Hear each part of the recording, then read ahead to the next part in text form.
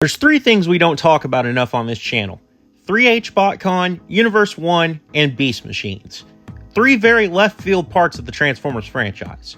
Now, how could I turn down a figure that has a foot in all three of those camps, all at the same time? BotCon 2002 Cyclonus is a very mysterious figure that not a lot of people talk about on YouTube apparently, and I surprisingly don't know any people who own this. Which brings me to one time when I said this, which is why these two figures exist even though Cyclonus is an exclusive, which will make tracking him down even more difficult. Well, less than a year later, we've got him, and it wasn't actually that hard to track him down. Yep, I grabbed this guy at BotCon courtesy of the great people at Transformerland. Not sponsored. Also, that's Paul Eiding. He's cool.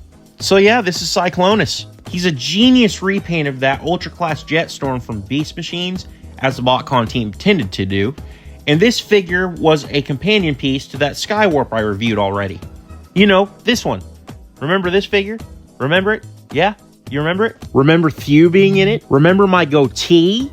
What a time to be alive that was. So the background of these two basically goes like this. The 86 movie transformation thing with Unicron plays out like normal, except this time, Skywarp's just like, okay, Bombshell, you can be Cyclonus. I just want to be Skywarp. Unicron's like, fine. But I hope you didn't like your consciousness. And just takes Skywarp's consciousness away. And then some shit goes down and they end up in these bodies and something about them joining the Wreckers, blah, blah, blah. It's a really good story, though. And I tell you all this just to think that they made this exclusive only because of the jet mode. And here's my hot take for you. I think it's cooler than the original. I mean, Jetstorm's mode was already pretty cool, but this color purple just makes it a slam dunk every time. Especially with that purple chrome right there. That looks awesome. Also, those red stripes, the gray, and the lilac all bring it together. It just makes it pop. Also, do you think he's got enough wings and fins? I mean, holy crap. He's got like 8 here, and he's even got 2 more on the front. Speaking of the wings, I might also add he's got con badges that look eerily similar to the movie design, but the movie wasn't out yet when this came out. And speaking of con badges, he's got one painted over his spark crystal, which is a good thing because if I know anything, that's a Dinobot spark crystal under there. This was extremely trendy at the time for some reason on Beast Machines repaints, and TF Wiki just glosses over it. I demand an explanation.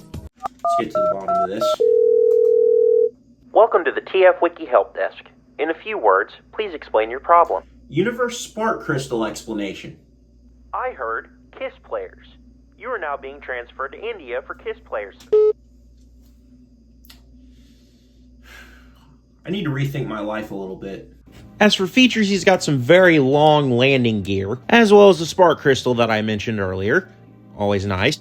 Also, there's this trigger back here, and if you push it, it makes the turret rise up, and it also makes everything light up, which is awesome. And weirdly, it is a lot brighter on camera than it is in person. I don't know what that's about. Also, if you turn the turret, it makes the cockpit move like it's a head and it's looking at you, which is really cool. I love the way that works. Can you just imagine a plane making eye contact with you as it nukes you? That'd be nuts. Also, you can attach the shark missiles underneath his undercarriage, and they also articulate with their necks, which is weird, but I'll allow it. Also, there's some triggers on the back where you can launch missiles. Oh, Jesus. So yeah, this jet mode's pretty freaking sweet, especially when you get Skywarp next to him. So I guess we should check out the robot mode. The transformation, while fun, can be a bit tricky sometimes, and it's easy to get wrong in some spots, so you have to be very vigilant on what you're doing. Also, you have to be very careful when handling it as well, because that purple chrome that everybody likes can scrape off. And in one spot, mine has a little chip, so I'm going to be very careful from now on when handling this figure. But overall, I do like a lot of the things the transformation does. In robot mode, this guy looks absolutely nothing like Jetstorm did in the show. And to that, I say, who cares? This design may be concept art, and it might not have made it into the show, but it still looks awesome, and especially in Cyclonus colors. Also, he's huge. Like, really, really big. He's what was considered ultra class back in the day, but honestly, he's kind of a leader. He's just as tall as Cybertron Prime, which shocked me when I found that out. Man, we were really getting our money's worth back in the day.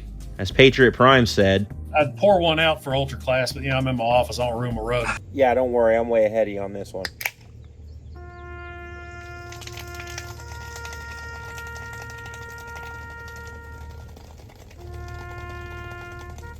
As I look at him here, it's more and more apparent why they chose this as Cyclonus, especially in robot mode where all of his fins and wings start to look very pointy, just like the original Cyclonus does. And it just creates such a menacing presence, especially when you look at the head. He's definitely up to something. Oh, okay, here we go. He's doing something. He's doing something. One thing I have noticed is that the legs do have a different shade of purple than what we saw in the vehicle mode, which is nice. It also adds to the breakup with the lilac and the gray. So what exactly can this robot mode do? Well, you can fire his missiles off again. Ah, Jesus, not again. And you can utilize the lights, which also light up his eyes. That's awesome. You can also attach his shark missiles like he's getting ready to fire them, but you also close the hand up, so that's a thing. And the thing this design is mainly known for. Welcome to hover mode. This is the way that Jetstorm appeared in the Beast Machine show, and is mainly how people remember him. At one point, somebody told me that this is the way that the toy should be permanently. Yeah, let's just test that little theory out. That's exactly why they gave this thing legs. Luckily, the Hasbro team had a brain at the time, for the most part, because toy without legs is stupid. I don't care if you give it a stand or not. Toy without legs is stupid. I don't care how cool his wheel legs looked on screen. Stupid! And I shouldn't even have to say it with these two, come on. But it's still a cool play feature, so you can have him hovering around. Or if you don't like it, you could just have him stand menacingly behind his son. Daddy. Daddy, daddy, daddy, daddy, daddy, daddy, daddy. Daddy, daddy, daddy. What? I'm sorry, Daddy, I just want to let you know something. And what is that, son? I love you, Daddy. And? And I want a Nokia Engage. No, you don't. It went defunct in 2006. Actually, it was in 2007. You know the year it went defunct. Why do you want it? Because it looks so freaking cool, Daddy. You said that about the Ouya I bought you last week. The Ouya doesn't have any games, Daddy. I told you that before we bought it. Neither will this. But, Daddy, it's so cool. I don't even think you can play games on that thing. It was a phone service. But Mama said this shit was badass. Junior, leave the room. Yes, Daddy. Have you been telling him to buy outdated electronics? Yes. Why? Because you kidnapped me, you, dude. Woman, I am up to here with... Daddy, I want Google Stadia. It's not even a console! Articulation on Cyclonus is not bad. Let's see. He's got a head on a swivel. It goes all the way around. Not sure how much you want to do. I don't know where the electronics start and end there. Don't want to really test that too much. The shoulders are on ratchets, go all the way around freely, and they go out here on a soft ratchet, and then the elbows work on, I think, yeah, those are also soft ratchets, very soft. And then the fingers can move, well, the claws do, so you've got your index, and then your middle finger, and then the thumb, and you can just put those any way you want, just all around, you know. They can go just about anywhere you want there, in any shape you want, just as long as they stay that way. But yeah, the fingers work, and then we get down here, and he's got no waist swivel. That's normal of the time. He's on ball joints at the hips. He's got a thigh swivel. He's got really good knees. Actually, just 90, so fine knees. And then his feet can go here and here.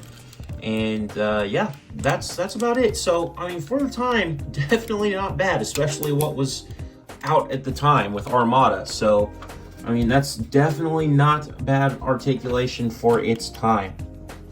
Overall, this figure's awesome. It was a super awesome Ultra Class at the time as Jetstorm, despite being inaccurate in Beast Machines, but it also makes a very cool take on Cyclonus, and the story surrounding the figure and his little counterpart make it even better. Now, with this being an exclusive, it's hard for me to objectively recommend this guy, but I got him for $100, so, I mean, go for it if you can get him for that price, because he's awesome. Plus, he's limited quantities, so there's that. But honestly, the real challenge will be for me to find the rest of Universe 1.0 and some of the OTFCC stuff to go with this guy. But I'm looking forward to the hunt. With that being said, keep growing your collections. Treebot out.